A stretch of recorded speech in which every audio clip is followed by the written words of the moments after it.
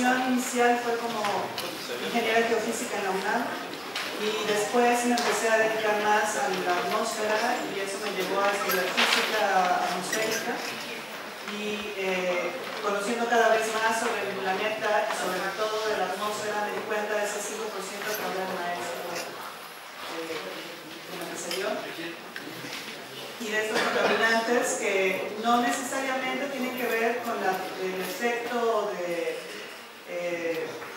invernadero, pero que nos afectan mucho más en términos de salud. Entonces, vamos a comenzar. El contenido entonces es un poco platicarles. Me gusta mucho que haya jóvenes, estudiantes. Me emociona mucho que este foro sea una de las partes de esta gran actividad que es hacernos conscientes y desarrollar trabajo colectivo, ¿no? Parte de lo que aprendí en el doctorado fue que siendo geofísica no iba a lograr nada, ¿no? Tenía que trabajar con gente distinta de diferentes disciplinas y de diferentes intereses, sobre todo de las ciencias sociales, ¿no? Como para identificar en qué parte del mundo, de ese mundo físico, está el ser humano como ente social.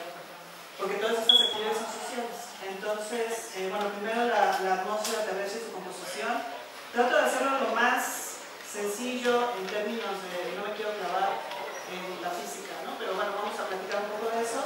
Sobre el cambio climático, sobre los agrotóxicos, que son una parte de estos contaminantes que me interesan. Y el caso particular, que es también parte del nombre de este foro, que es el monitoreo y regulación de sustancias químicas en Europa. Bien, primero que nada, parte de la física y de la geofísica, no nada más es el interior de la Tierra, sino también saber cuáles son las condiciones de otros planetas y satélites naturales como nuestra Luna. La Luna no tiene atmósfera. Si ustedes quieren vivir ahí, lo primero que van a hacer es que no van a poder respirar. Muchas otras propiedades físicas nos impiden la vida en la Luna, pero una de ellas es justamente la ausencia de atmósfera. Eso significa que no tienen efecto invernadero. Eso significa que durante el día hace un gran calor, más allá de 50 grados centígrados, y en la noche, o cuando ya no les da el sol en el lugar donde ustedes se encuentren, pueden llegar a bajar a menos de 50 grados centígrados. Entonces, la vida humana y la vida en todos sus sentidos, como la conocemos, no podría existir ahí.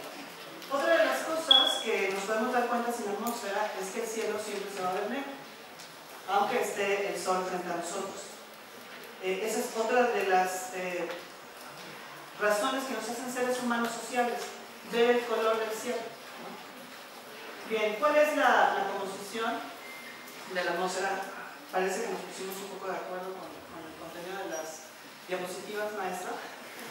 Es cierto, es esta parte de nitrógeno y oxígeno, y hay un montón de gases que se llaman gases traza porque están en muy bajas concentraciones, pero que gracias a esos gases, en bajas concentraciones, es que tenemos una temperatura más o menos estable a lo largo del día y del año y de los meses, ¿no? ¿Qué pasa si estas concentraciones cambian? Porque cambian. Y no nada más por los seres humanos, cambian como efectos naturales, como parte de la evolución de nuestra atmósfera. Bueno, primero que nada, antes de pasar en qué pasa cuando cambian, quiero mostrarles un hermoso atardecer de estos lagos michoacanos de los que se han hablado hasta ahorita, en donde puedo yo tener una cantidad de colores enorme, gracias a la atmósfera, gracias a los gases que se encuentran ahí, ¿no? Entonces, lo primero es que tenemos evidencia que existe la atmósfera. Tenemos evidencia que la atmósfera nos ayuda a tener vida sobre la Tierra. Estos gases que se encuentran en muy bajas concentraciones, llamados gases traza como el CO2, el dióxido de carbono, nos ayudan a atrapar la energía del Sol, porque como ustedes bien lo saben, la energía del Sol es la que nos mantiene con este calorcito rico que sentimos durante todo el año, durante todo el día. Este calor nosotros no lo producimos, pero sí lo absorbemos como planeta. Tenemos esta capa de ozono, que no es el ozono que se emite de la combustión de los carros, es un ozono que está más arriba a nivel estratosférico, nosotros vivimos a nivel troposférico, muy abajito, pero que gracias a esta capa de ozono, por ejemplo, no dejamos pasar rayos o parte de la energía solar que nos causa daño también para la vida, ¿no? Si no hubiera esta capa de ozono, no habría vida en la Tierra. Eso es evidente, no como la conocemos hasta ahorita. De eso se dio cuenta un grupo de investigadores, uno de ellos mexicano, Mario Molina, y gracias a esos estudios de cuáles eran las sustancias que estaban afectando esa capa de ozono, es que se ganó el premio Nobel y sobre todo se logró un convenio, el convenio de Montreal, para evitar la producción de ese tipo de agroquímicos. Bueno, no eran agroquímicos, eran otras sustancias más relacionadas con la industria, de los carros, de los refrigerantes, etcétera, de la industria eléctrica. No, es otros gases.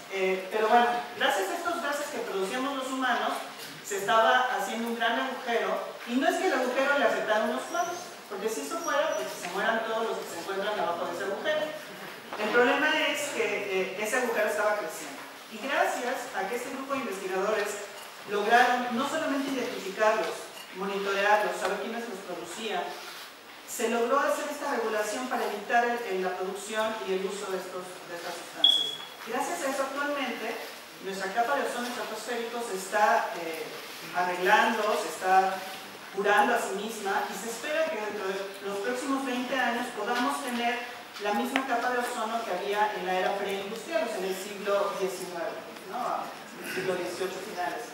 Bien, entonces tenemos esta energía que viene del Sol, una parte de ella se ve reflejada hacia el espacio y otra parte se queda gracias a estos gases. Estos gases entonces nos atrapan el calor. Si hay muchos de estos gases, recuerden que están en muy bajas concentraciones, la temperatura puede crecer, puede aumentar. Y no solamente eso, sino como ya lo decía el profesor Marcial, hay gases que generan humedad, por ejemplo. Y esto tiene que ver con los vientos, esto tiene que ver con los huracanes. Entonces no nada más es pensar que va a subir la temperatura y todos vamos a tener shocks. Va a subir la temperatura y van a aumentar los huracanes, van a aumentar las nevadas, porque va a haber más vapor de agua disponible. Y bueno, y esto también tiene que ver mucho con la desertificación. O sea, hay muchos, nos hemos empezado a dar cuenta que todos estos procesos están unidos y están conectados de alguna forma. Entonces, ¿qué pasaría si estos gases cambiaran en proporción? Quiero decirles que gracias a estos gases entonces tenemos algo llamado clima, que tiene que ver con ciertas propiedades, como por ejemplo es la temperatura, no la presión atmosférica, pero tiene que ver la composición de la atmósfera, el viento, la humedad y la precipitación. Todas estas características definen al clima. Y el clima no es la temperatura que siento hoy. El clima es el promedio de temperaturas y de todas estas propiedades a lo largo de tantos años. ¿Cuántos años? Más o menos 30 años. Entonces, está mal decir, por ejemplo, es que el clima ha cambiado porque cuando yo era chiquita, ¿no? Depende de cuántos años tengamos, pero eso no es correcto. Tenemos que tener estudios a largo plazo y no nada más de estas propiedades, sino de todo lo que nos interesa. Como ustedes ven, esta gráfica tiene que ver con la temperatura de la atmósfera, porque la atmósfera es mucho más larga de lo que nosotros conocemos y tiene que ver con la composición justamente. Estos gases traza, como el CO2, por ejemplo, el mismo vapor de agua, se encuentran distribuidos uniformemente en toda nuestra atmósfera, no nada más en México. Digamos que la composición que tengo en la atmósfera mexicana es la misma que hay en Australia o es la misma en Singapur. Significa entonces que estos gases pequeñitos, que además producimos como parte de nuestras actividades humanas, como es la combustión o como es las actividades agrícolas, se encuentran distribuidos a lo largo de todo el planeta. Esto significa que yo no puedo decir a quién le pertenecen, quién los produjo, quién es el responsable. No puedo decirle tú tienes la culpa, ¿no? Entonces, gracias a eso es que se han hecho tratados internacionales y todos hemos dicho, bueno, aceptamos nuestra responsabilidad, la que nos toca.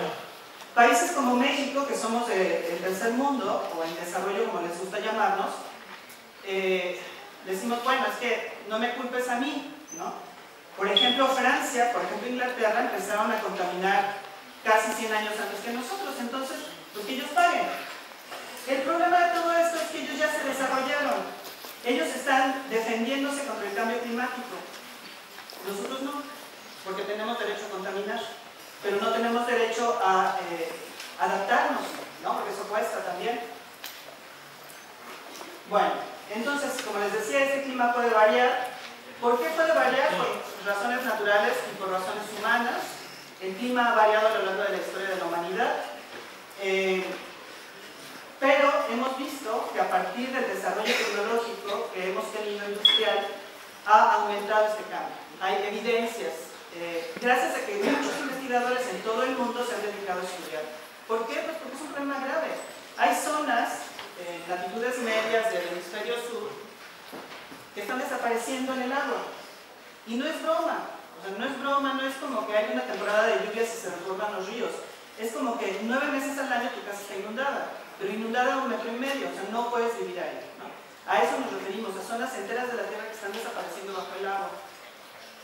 Y hay migración, ¿no? Y entonces hay gente que no conocíamos que ahora vive cerca de nosotros. ¿Qué pasa cuando esas sustancias varían mucho? Bueno, pues tenemos la atmósfera marciana, en donde el 96% es dióxido de carbono. Y ahí hay evidencias de que no existe vida como la que conocemos nosotros, ¿no? Tal vez haya bacterias, no sé, pero no las han encontrado. Entonces, eso pasa cuando cambiamos algo en nuestra composición atmosférica. Ahora bien, tenemos esta atmósfera que es cambiante, ¿no? Y que modificamos las condiciones climáticas y que ahora ya nos sentimos responsables porque nos lo han mostrado. Y tenemos este tipo de contaminantes de los que se están hablando. Yo quisiera hablar solo de contaminantes orgánicos persistentes, que es como la familia gigante de los agrotóxicos, sobre todo los pesticidas. Esta es una fotografía de los años 70 del programa Bracero, que los fumigaban con DDT para cruzar la frontera. Ahora ya no se hace porque ya está muy mal visto por la ONU, pero no es porque no tengan ganas de hacerlo. Y a ellos sí les gustaría que nos fumigáramos todos. Digo ellos para no decir nombres. ¿Qué productos son estos contaminantes orgánicos persistentes? Bueno, tenemos los pesticidas, tenemos productos industriales, tenemos productos derivados, por ejemplo, de la combustión, los productos, y nuevos contaminantes persistentes y algunos que se les parecen, pero que no son, pero que actúan igual.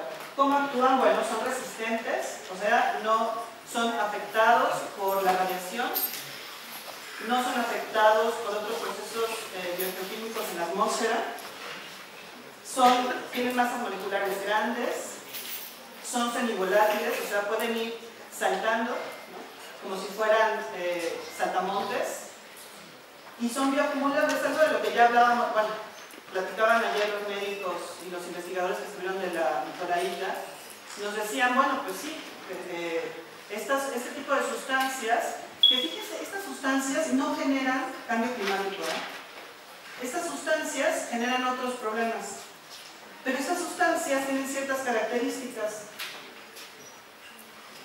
¿Por qué nos preocupa? Porque fíjense que para que, por ejemplo, yo haya ido a Italia y me haya enterado de estas sustancias siendo mexicana, es porque a ellos les preocupaba, ¿no? A mí no me mandó el gobierno mexicano a estudiar nada, a mí no me mandó ninguna universidad mexicana a estudiar nada. Yo fui y encontré ese tema allá y me pusieron a estudiar. A mí me dijeron que esas sustancias ya estaban casi prohibidas por Batman y que no había forma alguna de que yo las encontrara. En México ya estaban también prohibidas. ¿Pero por qué les empezaron a interesar al primer mundo estas sustancias? Bueno, pues porque justamente en los grandes lagos que están en el continente americano entre Canadá y Estados Unidos, se encontró evidencia clara que los peces estaban muriendo y las aves de la región por la presencia de estas sustancias. Y se empezó a monitorear. O sea, no es que mi familia se haya muerto alguien, no. Es que empezamos a observar entre todos que algo pasaba. Y se empezó a registrar. O sea, no nada más estoy diciendo algo que yo escuché. Se empezó a registrar en artículos y en reportes. Y lo empezaron a registrar los canadienses. Esta agencia, la IADN, es una agencia para el monitoreo de sustancias orgánico-persistentes en el agua y en el aire. Y no solamente eso, no solamente en los grandes lagos descubrieron estas sustancias, las descubrieron también, como lo decían ayer, en la grasa de los animales del Ártico y en los esquimales, en la leche y en la sangre materna descubrieron pesticidas. En ese momento se preocuparon mucho. Les estoy hablando de principios de los 90. Ya para entonces, por ejemplo, el DDT estaba prohibido en la mayor parte del mundo. ¿De dónde venía? Y entonces fue cuando se empieza uno a preocupar y empiezan a investigar. Estamos en el 2017 y se siguen haciendo este tipo de investigaciones. ¿Por qué preocupa actualmente? Se supone que ya no deberían estarse usando, menos produciendo y menos vendiendo. Pero siguen estando presentes, justamente porque dependen de la temperatura, dependen de los patrones de viento, dependen de la radiación solar, que depende del cambio climático. Porque resulta que ahora, con mayor temperatura y mayor evaporación, y estas sustancias que antes estaban ya depositadas sobre el suelo o en mantos acuíferos, vuelven a estar entre nosotros. Y entonces les preocupa más, porque la gente, en lugares donde no se producen estas sustancias, donde no se usan y donde no se tiran, están contaminadas o tienen concentraciones elevadas en zonas grasas del cuerpo. ¿Por qué? Bueno, pues porque estas sustancias pueden saltar, ¿no? Se llaman grasshopper, porque son como saltamontes. No les preocupaba mucho que en México, por ejemplo, se usaran, porque estas sustancias, nosotros estamos en latitudes estamos cerca del Ecuador, y entonces se espera que todo lo que nosotros lancemos al aire o al ambiente se vuelva a depositar entre nosotros mismos. Pero no contaban con la astucia del cambio climático, ¿no? Entonces ahora sí les sigue preocupando. Esto es importante porque ya no se vuelve un problema casero. O sea, hay mexicanos, a ver ahora qué se preocupa, ¿no? Ahora ellos también están preocupados. ¿Quién es el primer mundo? Las latitudes medias, Estados Unidos, Canadá, en América y en Europa. Toda la comunidad europea está muy preocupada porque ellos siguen teniendo casos. Suecia, por ejemplo, que son muy avanzados. En Suecia, por ejemplo, está prohibido que las mujeres a cualquier edad consuman ácido fólico. Aquí en México lo meten en los cornflakes. No importa si vayan ustedes a ser madres o no. Bueno. ¿Qué se hizo? Gracias a esfuerzos entre los países del Ártico, de todo el mundo, o sea, no nada más Europa, sino también América y Asia, bueno, no Asia, Rusia, se empezó a desarrollar un sistema de monitoreo que ya para ahorita tiene casi 30 años. Y monitorean en todo el ambiente, no nada más monitorean en el agua, no nada más monitorean en el aire, se monitorean todos los compartimentos del ambiente, ¿no? Agua, suelo, aire, biota. ¿Por qué? Porque nos hemos dado cuenta que no importa que los usen hoy, sus hijos y sus nietos los van a seguir consumiendo a través del ambiente. Aunque ustedes coman orgánico, no importa, ya están aquí, no se van a ir, ¿no? Porque son persistentes. Estos puntos pertenecen a varias campañas a nivel mundial, muchas de ellas las coordina la Unión Europea para el monitoreo y registro de estos contaminantes. ¿Qué pasa con el monitoreo? Se pierde la parte de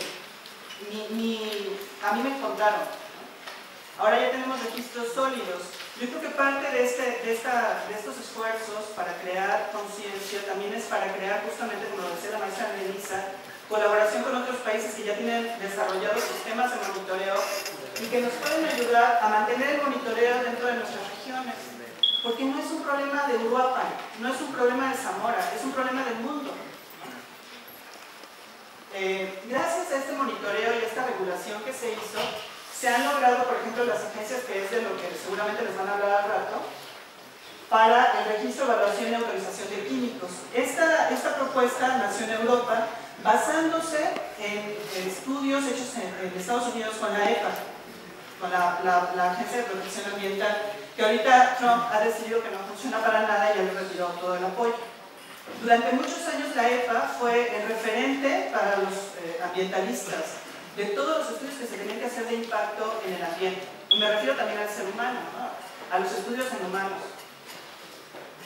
En el 2006 es cuando se promulga o se adopta esta regulación. Ningún químico en Europa o ninguna sustancia química sintética puede ser usada o importada de Europa sin que esté registrada.